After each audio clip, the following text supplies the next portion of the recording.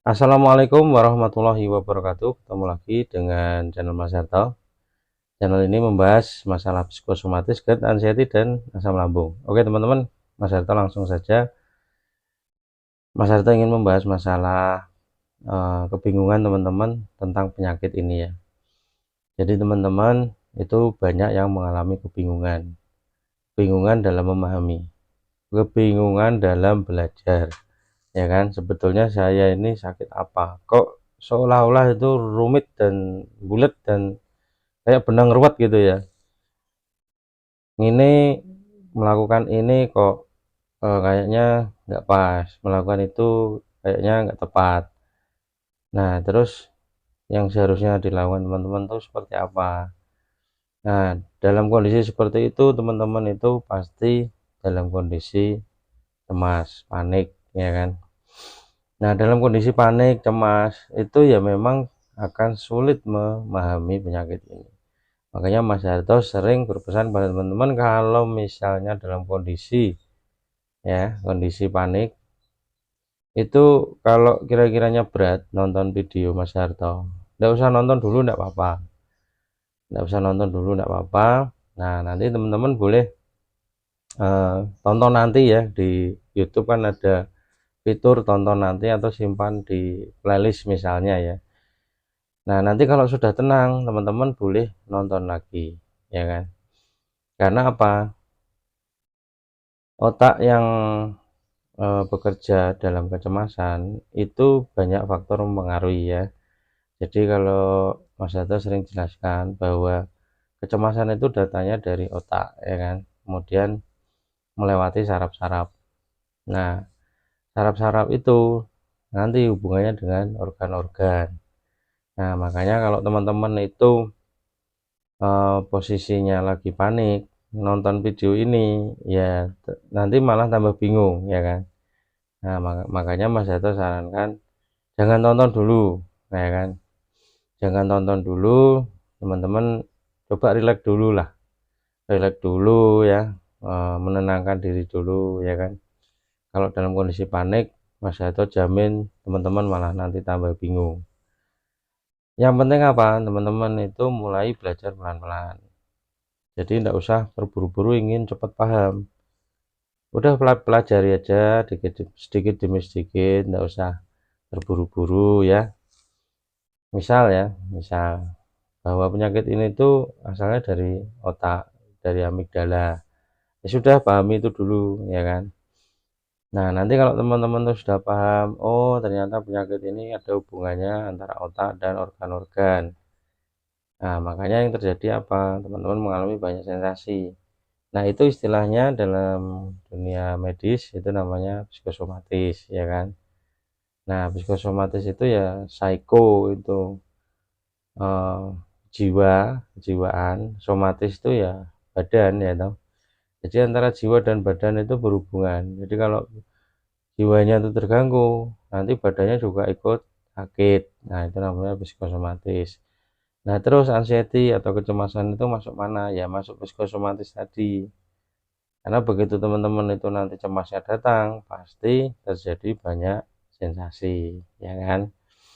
Nah, sudah itu dulu ya, teman-teman pahami bahwa psikosomatis, anxiety, GERD, dan asam lambung itu biasanya menjadi satu. Tapi tidak menutup kemungkinan orang yang tidak ada penyakit lambung juga bisa mengalami kecemasan, ya kan? Nah, itu ya, itu dulu pahami ya. Nah, nanti kalau teman-teman tuh sudah paham bahwa penyakit ini asal dari otak, dari amigdala, maka teman-teman nanti akan berkembang ke langkah selanjutnya, yaitu apa?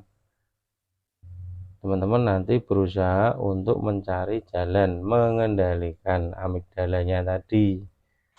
Nah, itu ya, mengendalikan stresnya, mengendalikan hormon-hormon yang mengandung stres seperti hormon kortisol, ya kan.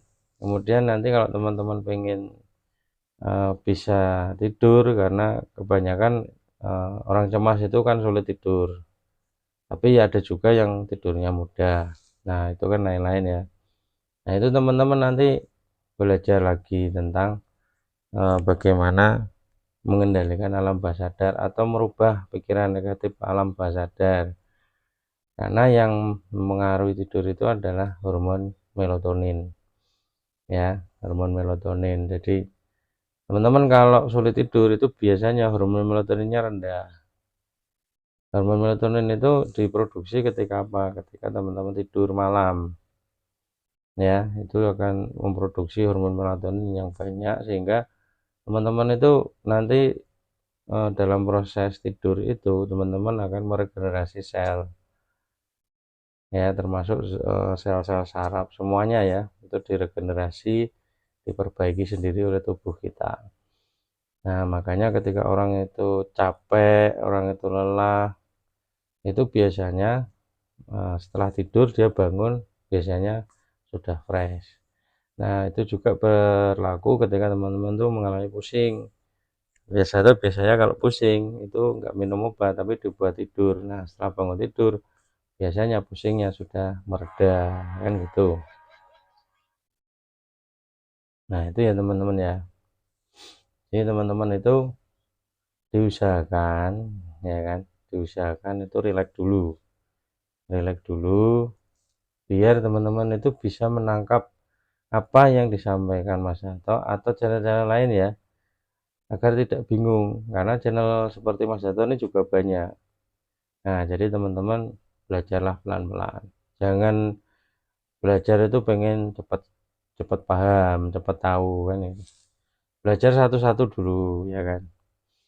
Nah, nanti teman-teman akhirnya apa? Bisa memahami atau mengetahui penyakit ini tuh secara utuh, ya, tidak sepotong-sepotong.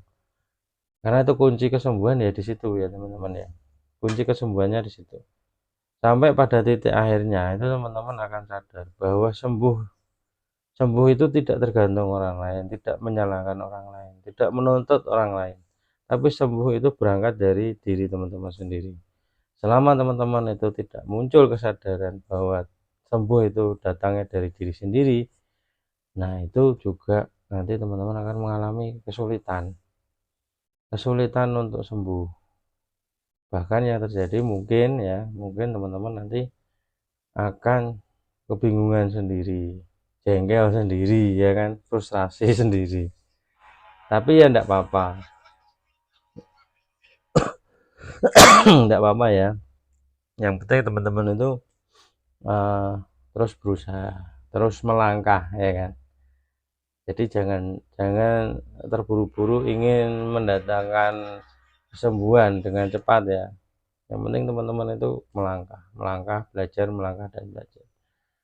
Sehingga teman-teman nanti nggak terasa, tahu-tahu teman-teman tuh udah enakan, sudah bisa melakukan aktivitas yang dulunya ditinggalkan, ya. Nah, itu ya teman-teman, ya, untuk bisa dipahami walaupun mungkin penjelasan Mas Harto ini mungkin tidak detail, tapi Mas Harto berusaha agar teman-teman tuh tidak bingung, itu aja, ya. Teman-teman tuh tidak bingung, ya. Kalau teman-teman bingung nanti itu menambah kecemasan baru, ya kan. Yang penting apa, teman-teman tuh santai aja, santai dijalani pelan-pelan, tidak usah terburu-buru, ya. Oke, itu aja ya teman-teman, ya. Semoga teman-teman bisa terbantu oleh video ini agar minimal bisa mengendalikan kecemasannya dengan mandiri. Jadi jangan sampai mengendalikan kecemasan itu ketergantungan, ya, baik dengan obat maupun dengan orang lain. Itu ya teman-teman, ya. Terima kasih sudah menonton. Salam sehat, salam bahagia. Assalamualaikum warahmatullahi wabarakatuh.